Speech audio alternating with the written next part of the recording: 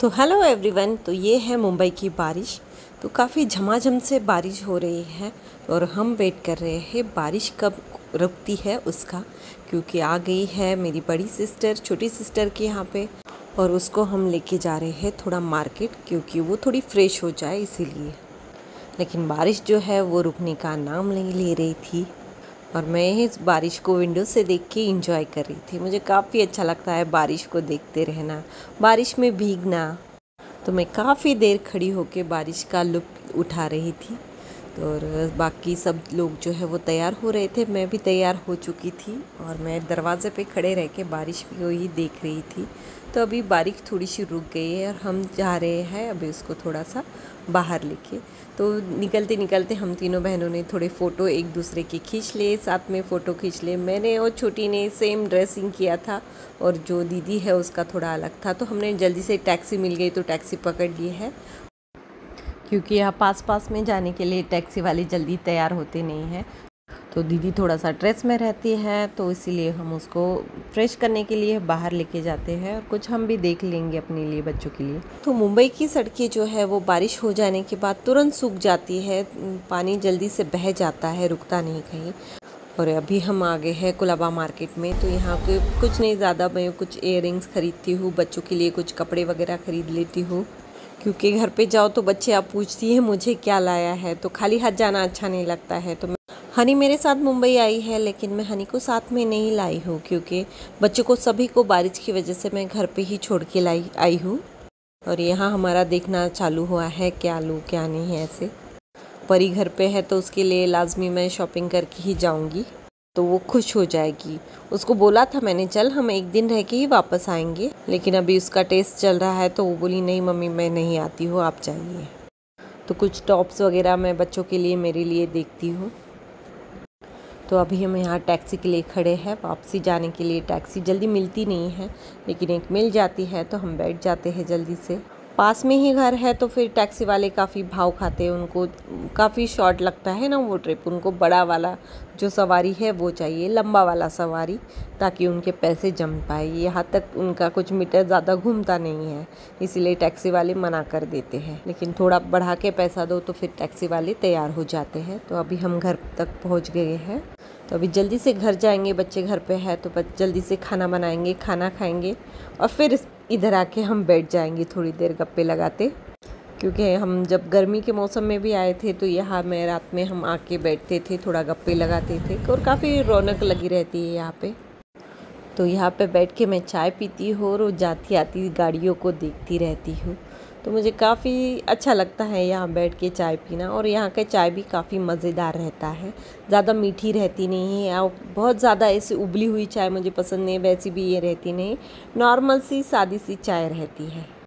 तो अभी next day morning हुआ है और दीदी ने अपना बैग भर लिया है, बच्चों का भी बैग उसने उठा लिया है और वो लेके जा रही है गुनू को। गुनू अभी नींद में से उठा है तो ज़्यादा फ्रेश नहीं है, तो अभी उसको घर को लेके जा रही है। तो मैं बोली गुनू अभी कब जाओगे मेरे पास, तो नहीं बोल रहा है, क्योंकि वो भी छोटा है। और मैंने पहले ब्लॉग में माँ का क्या महत्व है वो बताई है, तो इसीलिए उसको मैं अपनी माँ से ज़्यादा क्लोज़ है वो मम्मी से, तो वो मम्मी को छोड़ के आने का उसका मन नहीं। फिर भी उसने कभी छोड़ा नहीं था, लेकिन 1 महीना मेरे यहाँ उसने बिताया है।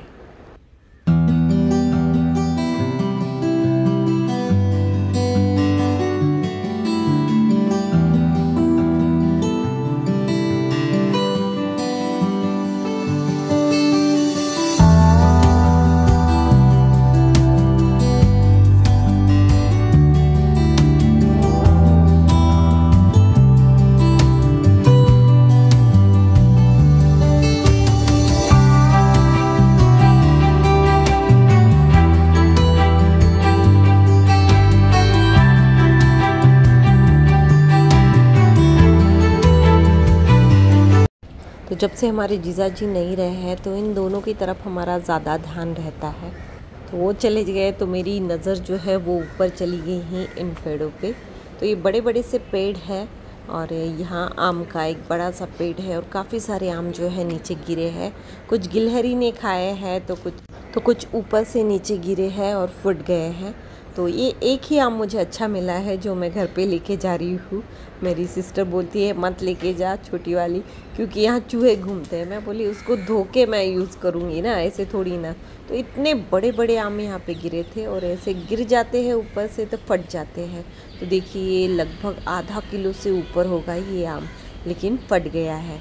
तो ये आम मैं ऐसे ही डाल देती हूँ। ऊंचाई से गिरते हैं तो फट जाते हैं। तो रुको मैं आपको दिखाती हूँ पेड़ कितना बड़ा है और जूम करके आम भी उसके मैं आपको दिखाती हूँ। तो काफ़ी ऊपर और अंदर अंदर बहुत सारे आम हैं इस पेड़ को।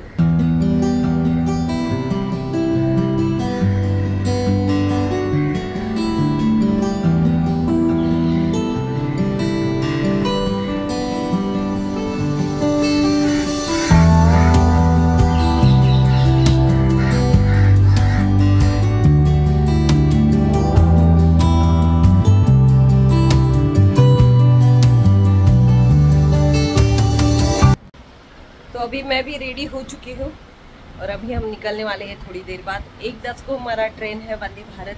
तो मैं और हनी रिटर्न जा रहे हैं। गुनू उसकी मम्मी के साथ चला गया है और हम जाएंगे छत्रपति संभाजी नगर। तो अभी मेरी पैकिंग जो है ऑलमोस्ट हो रही है, हो ही गई है। तो अभी मिलती हूँ आपको मैं तैयार होके। यहाँ पंखे की आवाज़ काफ़ी आती होगी क्योंकि मुंबई में काफ़ी गर्मी है। एसी भी चलता है लेकिन पंखा भी चाहिए होता है, तो आवाज़ थोड़ा एडजस्ट करना पड़ेगा। क्या बोलता है प्रभास? आप तो ले जाओगे थोड़ा। नहीं ना बाबा, जल्दी जाएंगे ना, ट्रेन का है ना हमारा। ट्रेन तो आप आ जाओ ना हमारे साथ। नहीं, चलो नहीं। कभी आओगे फिर? मैं फ्राइडे को। फ्राइडे को? हाँ। अच्छा मैं इंतज़ार करूँगी फिर। हाँ ठीक है। Okay bye bye. मैं पापा को बाबा के साथ आओगे? हाँ। ओके। और मम्मी को भी तो लेके आऊंगा गाइस। हाँ मम्मी को भी लेके आना है भाई। अकेले बाबा के साथ अकेले कैसे आना है? मम्मी पापा के साथ आना है। हाँ बाय बाय। तो भाई जो है मुझे स्टेशन तक छोड़ने आ रहा है और वहाँ से वो ठाणे जाने वाला है क्योंकि मेरे चाचा की तबीयत ठीक नहीं है। लेकिन मेरा रिजर्वेशन कंफर्म है तो मैं निकल रही हूँ। अगले महीने आऊँगी तो उनसे मिल के जाऊँगी, या इसी महीने के लास्ट में आऊँगी तो उनसे मिल के मैं जाऊँगी। तो अभी टैक्सी के लिए खड़े हैं हम। हर्षल आएगा हमें बिठा के देने के लिए।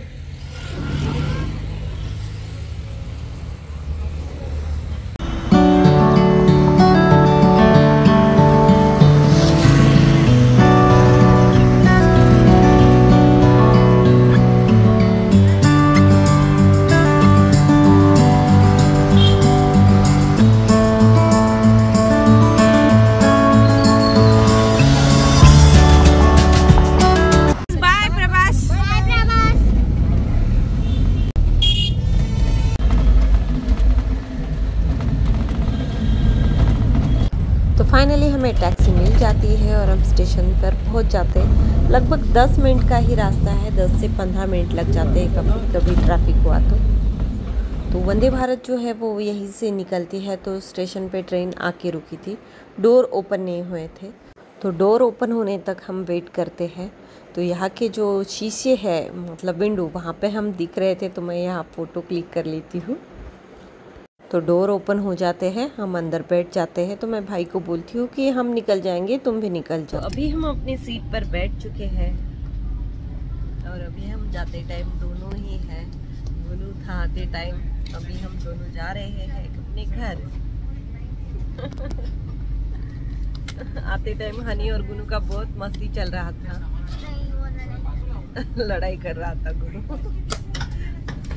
स्टार्ट होगी। बैठे बैठे हनी सबसे पहले फरसान निकाल लिया है। अभी और भी हमारे बैग में खाने पीने की चीज़ें हैं, एक एक करके सब बाहर लाएंगी। छत्रपति संभाजी नगर तक जाने तक कुछ भी नहीं बचना चाहिए, है ना हनी?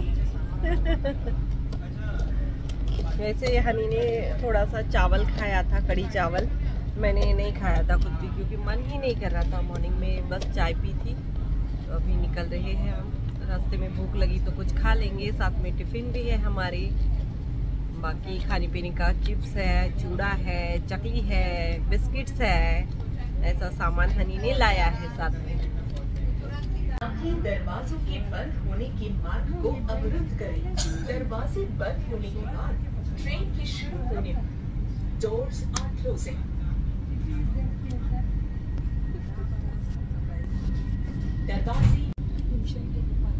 दरवाजे ही बंद हो रहे हैं, ट्रेन चल रही है।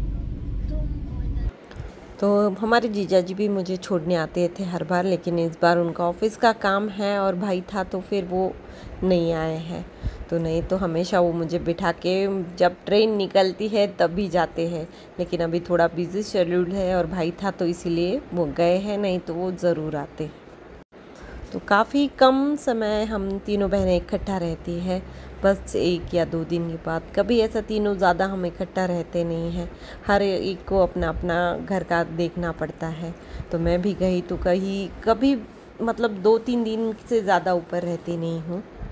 वो दोनों मुंबई में रहते हैं, लेकिन वो भी ज़्यादा मिलते नहीं हैं क्योंकि उसको उसका काम देखना पड़ता है। इसका भी बच्चा छोटा है, उसको स्कूल जाना आना उसको करना पड़ता है, घर के काम भी रहते हैं।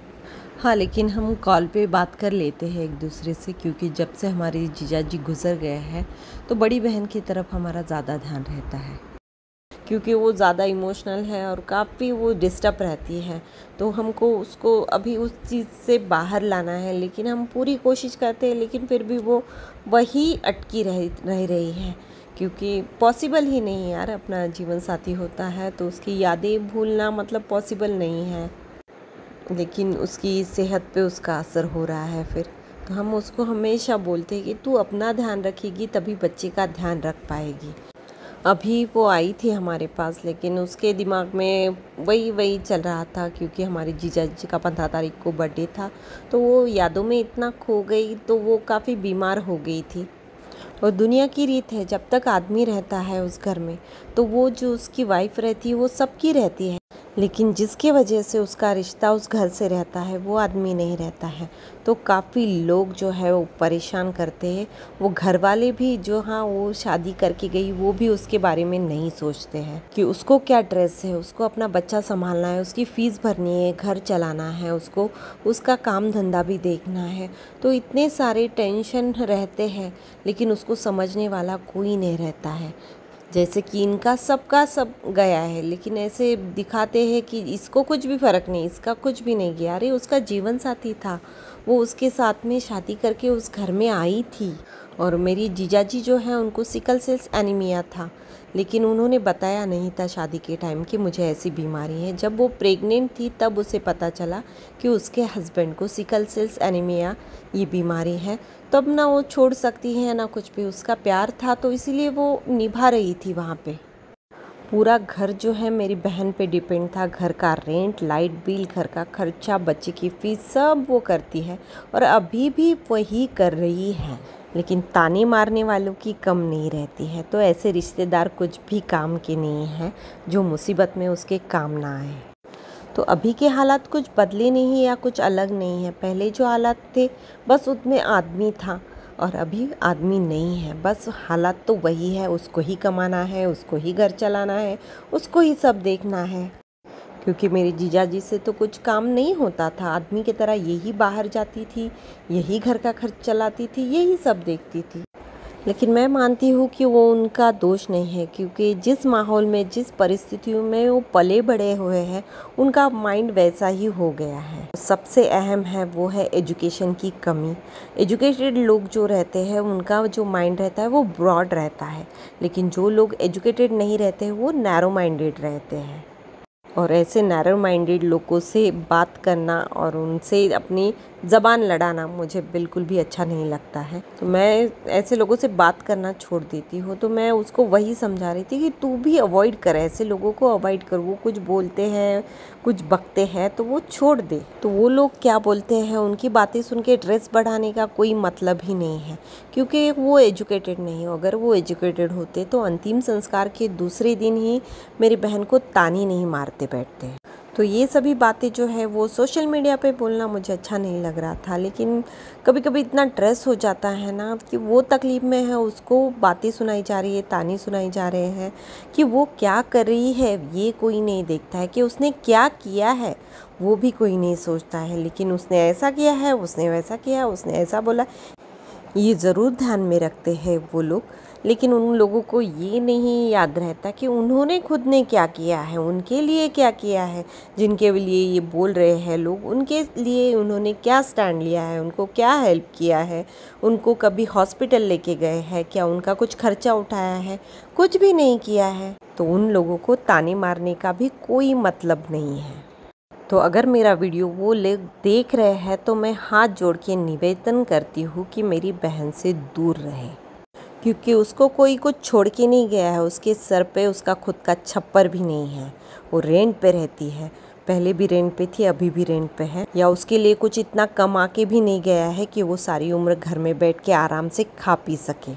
क्या किसी के कमाई का उसके पास कुछ भी नहीं है। सादा कपड़ा हो गया या खाना पीना हो गया, सब उसने उसके कमाई का लिया है। किसी ने उसको कुछ दिया भी नहीं है और किसी ने उसके लिए कुछ छोड़ के भी नहीं गया है। और उसको बोलते थे की हिचं काय गेलाय, हिला चारीकून चौघ आहे, तर आम्ही चारीकून चौघ जे आहोत, तिचे भाऊ बहीण, ते तिच्यासाठी नेहमी आम्ही उभेच राहणार आहोत। तो मैं घर पे पहुंच गई हूँ और मुझे जल्दी जल्दी तैयार होना है। तो मैं रेडी हो गई हूँ, जस्ट घर पे आके जल्दी जल्दी तैयार हो गई हूँ, क्योंकि हमें एक फंक्शन के लिए जाना है। मैंने ये ब्लैक कलर का ऐसा साड़ी पहना है और ये रेड ब्लाउज पहना है, और उस पे से पे स्टोन वाला मैंने एक नेकलेस और ये इयररिंग्स पहनी है। लाइट सा मेकअप किया है, कुछ ज़्यादा नहीं, लिपस्टिक लगाया है और थोड़ा सा बीबी क्रीम लगाया है और काजल। तो ऐसे मैं रेडी हो चुकी हूँ। परी साथ में आने वाली नहीं है, सिर्फ हनी आने वाली है। तो चलो अभी हम निकलते हैं। हनी तो बाकी हमारे से फैमिली फ्रेंड है वो आगे चले गए हैं और हम पीछे से जा रहे हैं। तो हम कहीं भी जाते हैं अपनी गाड़ी में तो मेरे हस्बैंड जी अच्छे से गाने लगा देते हैं और म्यूज़िक सुनते सुनते हम इंजॉय करते करते जाते हैं। तो अभी हम जा रहे हैं सक्सेस पार्टी के लिए।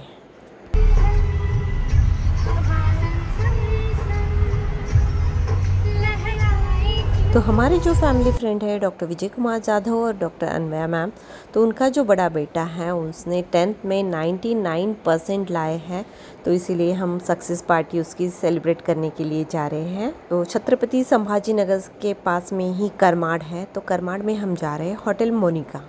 जब पहले समृद्धि महामार्ग नहीं था तो हमारा यही रास्ता रहता था चिखली जाने के लिए मम्मी के यहाँ। तो अभी समृद्धि से आते हैं तो ये रास्ते से हम काफ़ी कम ही जाते हैं। तो अभी हम पहुँच गए हैं होटल मोनिका को। ये प्लेस जो है हनी का काफ़ी फेवरेट है, क्योंकि यहाँ खेलने के लिए काफ़ी ज़्यादा टॉयज़ वगैरह रखे हैं, तो वो काफ़ी इंजॉय करती हो। तो जब भी हम यहाँ से जाते थे तो उसका रहता था कि मम्मी यहाँ पे रुकना है, बहुत परेशान करती थी। तो उसको यहाँ पे खाने में इंटरेस्ट नहीं है, सिर्फ खेलने में इंटरेस्ट है। तो ये जा रहे हैं हम लोग सभी अंदर।